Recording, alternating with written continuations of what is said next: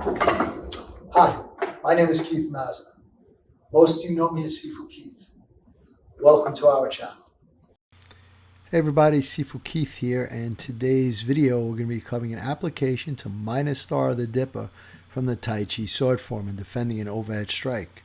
But before we get there, I need you to go to the boxes and click like and subscribe, and click the bell to always to be kept up with our latest videos. Thank you again for your continued support, and have a great day.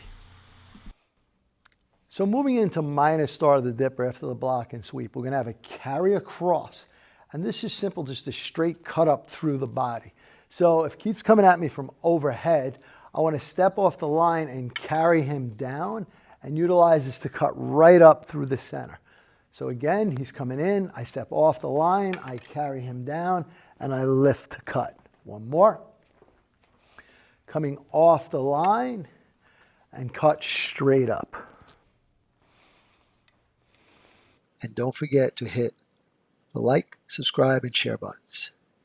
And when you hit the subscribe button, please hit the bell notification to all so we can let you know as soon as we put out a new video. And we want you to know that we're here for you. So leave your comments below. We're going to get back to each and every one of you to make sure your questions get answered. And once again, thank you.